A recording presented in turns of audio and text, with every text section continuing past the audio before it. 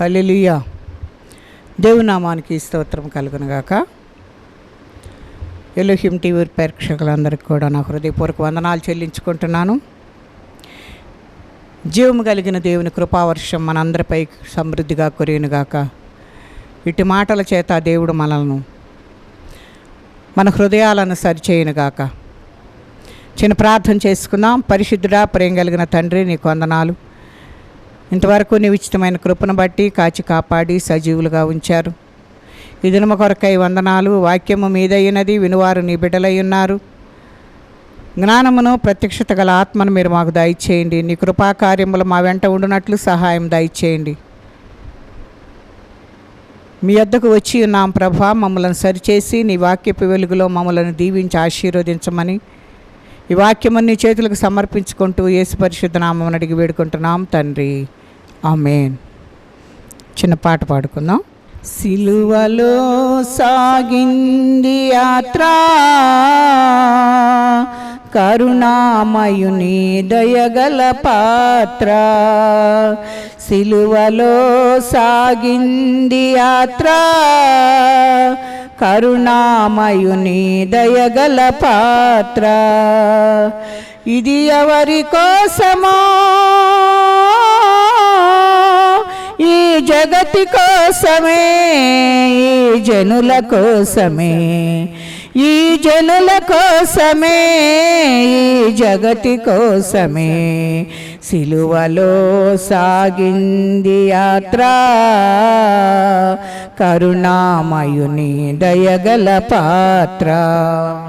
పాలుకారు దేహంబు పైన పాపాత్ముల కొరడాలెన్నో, పాలుకారు దేహంబు పైన పాపాత్ముల కొరడాలెన్నో. నాట్యమాడినాయి నడివీధిలో నడిపాయి, నాట్యమాడినాయి నడివీధిలో నడిపాయి.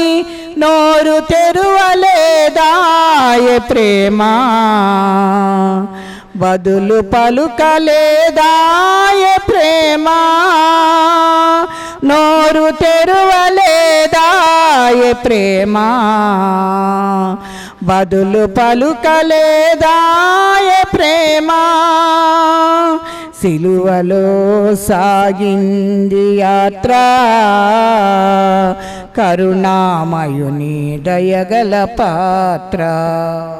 వెనుక నుండి తన్నింది ఒకరు, తన ముందు నిలిచి నవ్వింది మరి ఒకరు. వెనుక నుండి తన్నింది ఒకరు, తన ముందు నిలిచి నవ్వింది మరి ఒకరు. గేలి చేసినారా, పరిహాసమాడినారా, గేలి చేసినారా, పరిహాసమాడినారా.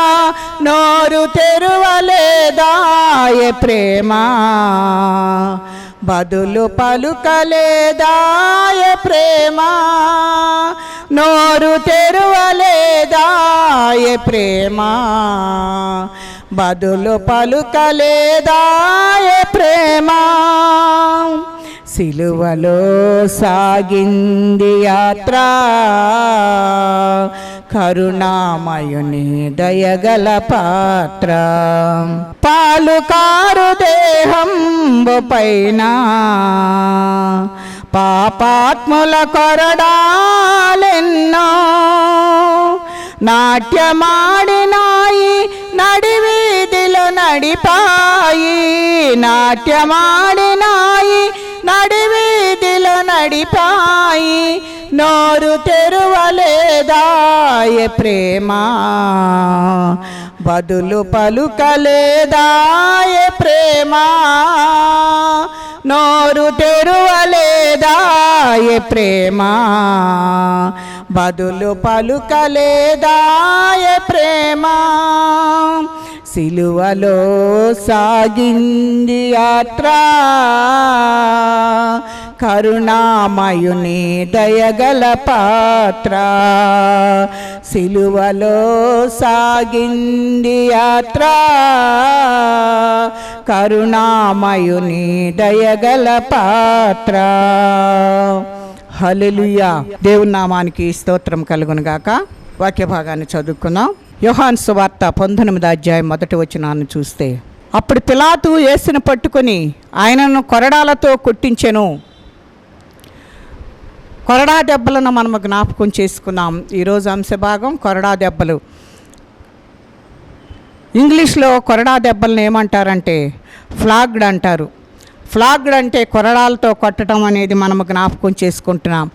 గ్రీకులో చూస్తే మెస్టింగో మెనోయ్ అంటే కొరడా దెబ్బలు అని అర్థం. ఒక నేరస్తుని సిలువ వేయడానికి ముందు కొరడాలతో కొట్టించి హేళన చేసి అవమానపరిచి ఊరంతా ఊరేగించి ఉమ్ము వేసి శిక్షించడం రోమా ప్రభుత్వం వారు మరి మొదటి నుండి వారికి ఉన్న అలవాటుగా మనము చూస్తూ ఉన్నాం. చేసిన నేరాన్ని బట్టి దెబ్బలుంటాయి. ఒక్కొక్క తప్పుకు ఒక్కొక్క రీతిలో వారు శిక్ష వేస్తూ ఉంటారు. ద్వితీయోపదేశకాండం 25:1 నుండి చూస్తే, న్యాయాధిపతి వాణ్ణి పండుకొనబెట్టి వాని నేరం కొలది దెబ్బలు లెక్కపెట్టి తన ఎదుట వాణ్ణి కొట్టింపవలను, 40 దెబ్బలకు మించరాదు అని చెప్పేసి ఇక్కడ వాక్య భాగం మనకు తెలియజేస్తూ ఉంది. యేసు ప్రభువు మనుషులను గూర్చి జాగ్రత్త అని అన్నాడు. ఎందుకంటే వారు మిమ్మును మహాసభలకు అప్పగించి మిమ్మును కొరడాలతో కొట్టింతురు.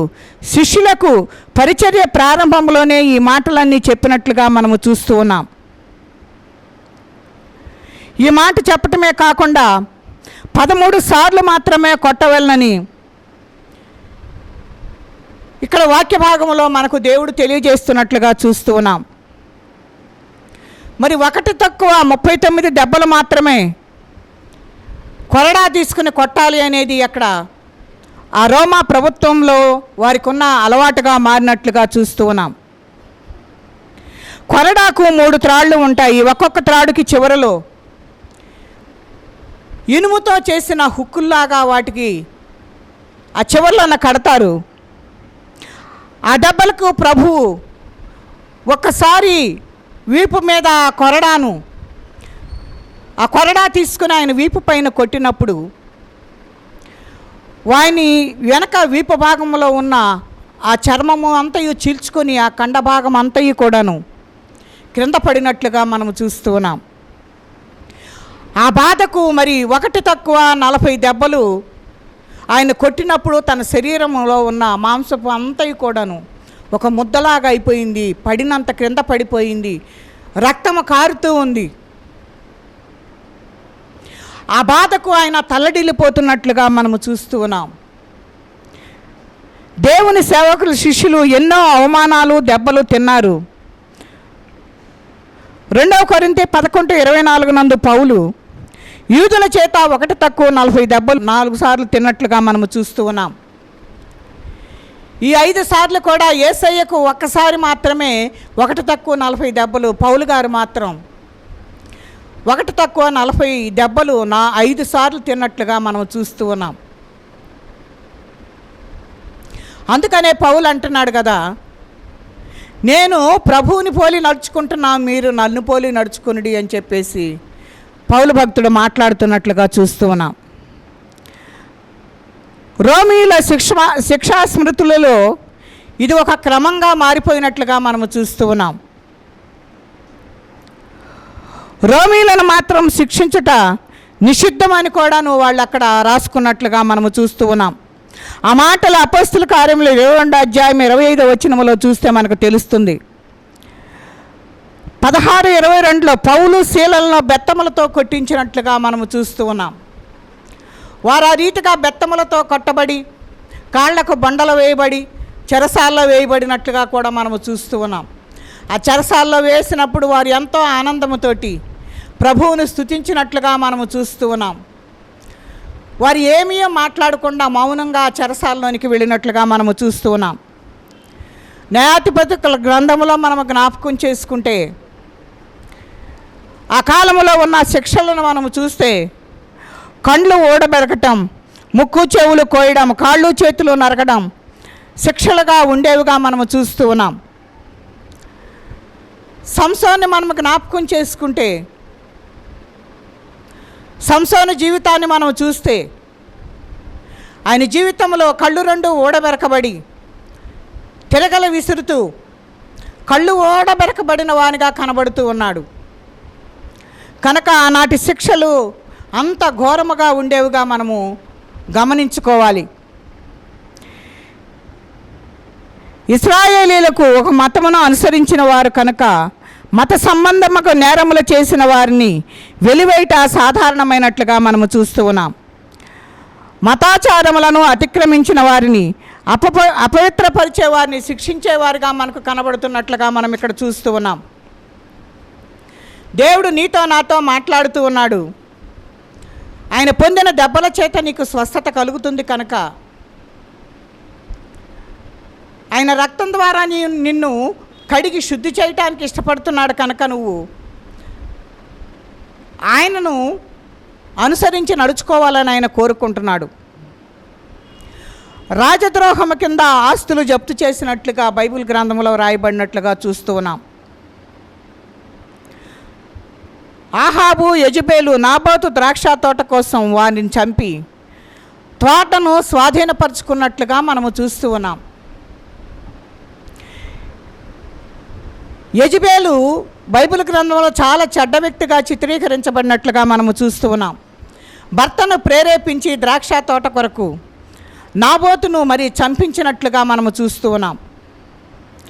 పిలాతు జనసమూహమును సంతోషపెట్టుటకు మనస్సు గలవాడై వారికి బరబ్బాను విడుదల చేసి యేసును కొరడాలతో కొట్టించి సిలువ వేయ అప్పగించినట్లుగా మనము చూస్తూ ఉన్నాం. బరబ్బాను విడుదల చేయటానికి ఇష్టపడుతున్నాడు. మనుషులందరూ సంతోషపడేటట్లుగా మనుషులను సంతోషపెట్టడానికి పిలాతు ఈ రీతిగా చేసినట్లుగా చూస్తూ ఉన్నాం. దేవుని సంతోషపరచడానికి ఆయన ఇష్టపడలేదు, కానీ మనుషులను సంతోషపెట్టుటకు ఆయన ఇష్టపడి ఏం చేశాడు అని అంటే యేసయ్యను సిలువకు అప్పగించినట్లుగా మనము చూస్తూ ఉన్నాం. యేసును పలు విధములుగా శిక్షించి అవహేళన చేసినట్లుగా మనం బైబిల్ గ్రంథంలో మనం చూస్తూ ఉన్నాం.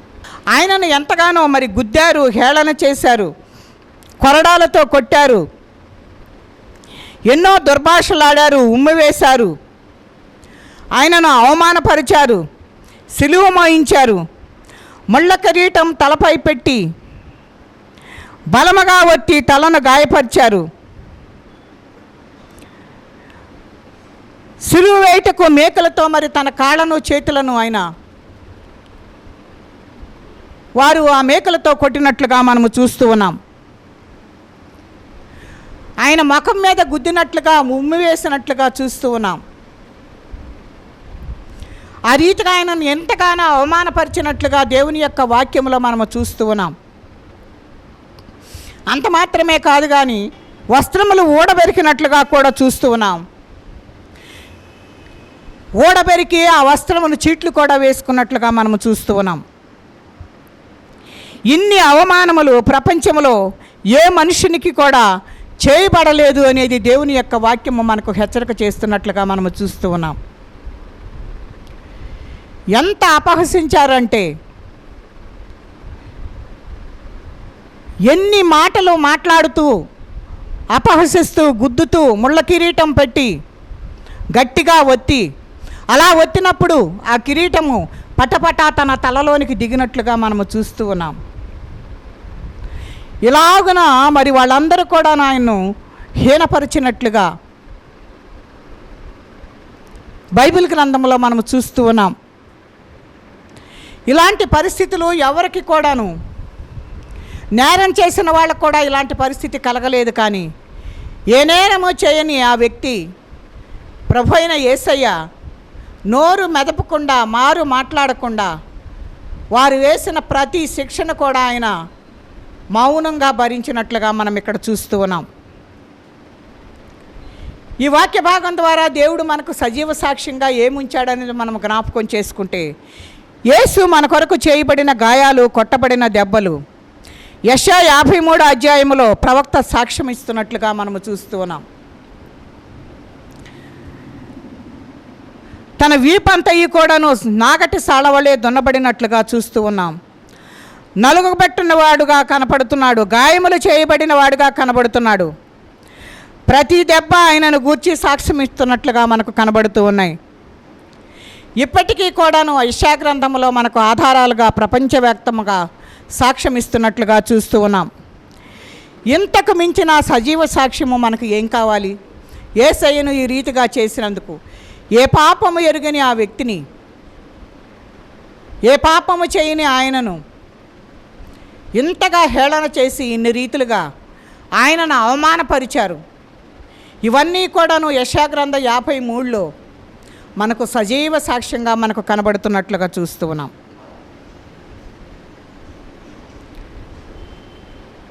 ఒక స్కూల్లో 10th క్లాస్ చదువుతున్న వ్యక్తి,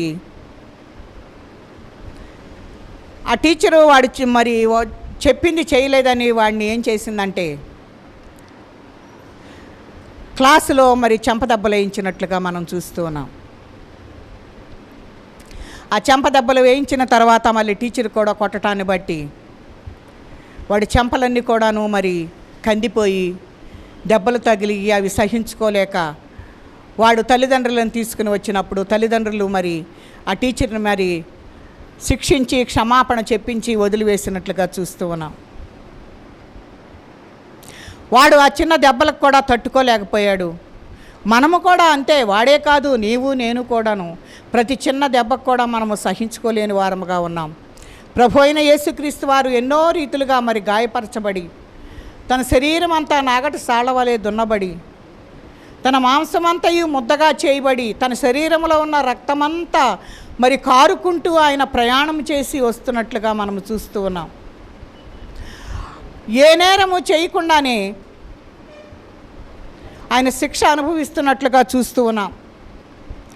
ఆ స్నేహితుడు మరి చదవకుండా మరి టీచర్ చెప్పింది వినకుండా ఉండటం బట్టి వాడికి ఆ శిక్ష అయితే జరిగింది. కానీ ఏ పాపం చేయని, ఏ నేరమును చేయని యేసయ్యను మరి ఎందుకు అంతగా దెబ్బలు కొట్టి అవమానపరిచారు అనేది, అది ఎంత అన్యాయకరమైన జీవితం మరి విషయమో మనం ఒక్కసారి జ్ఞాపకం చేసుకుంటే,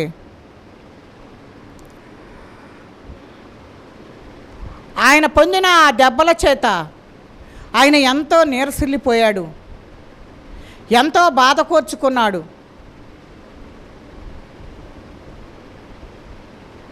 ఆ బాధను సహించి నీ కొరకు నా కొరకు ప్రాణం పెట్టినట్లుగా మనము చూస్తూ ఉన్నాం. మరి ఏ పాపము ఎరుగని యేసయ్య శిక్ష పొంది మనకు సజీవ సాక్ష్యంగా నిలబడ్డట్లుగా చూస్తూ ఉన్నాం. మరి నీ దోషాలకు నువ్వు తగిన గాయాలు, శారీరకంగా మానసికంగా తగిన గాయాలు సాక్ష్యం ఇస్తున్నట్లుగా మనం చూస్తూ ఉన్నాం.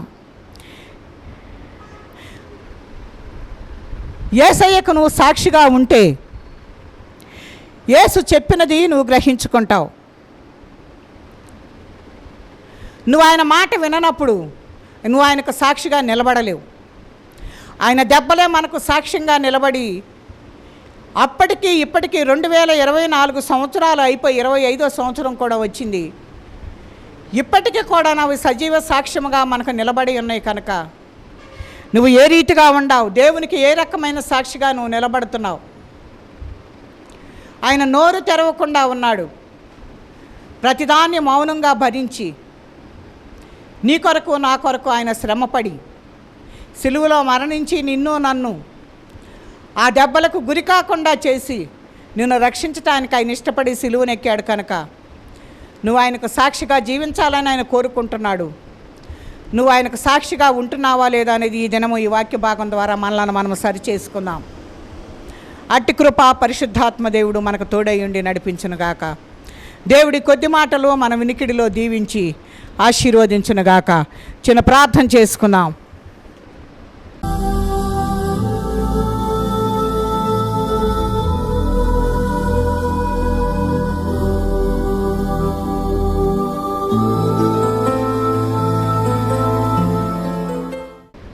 పరిశుద్ధుడా, ప్రేమ కలిగిన తండ్రి, నీకు వందనాలు.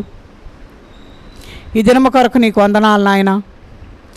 యేసయ్యా నీకు కృతజ్ఞతలు తెలియజేస్తున్నాం. 2025 సంవత్సరముల క్రితమే నాయన మా కొరకు మీరు ప్రాణం పెట్టిన దేవుడు అయ్యా. అవి ఇప్పుడు సజీవముగా సాక్ష్యములు పలుకుతూ ఉన్నాయి తండ్రి. నీ కొందనాలయ్యా. నీ కృపతో నాయన మేము జ్ఞాపకం చేసుకుంటూ ఉన్నాం.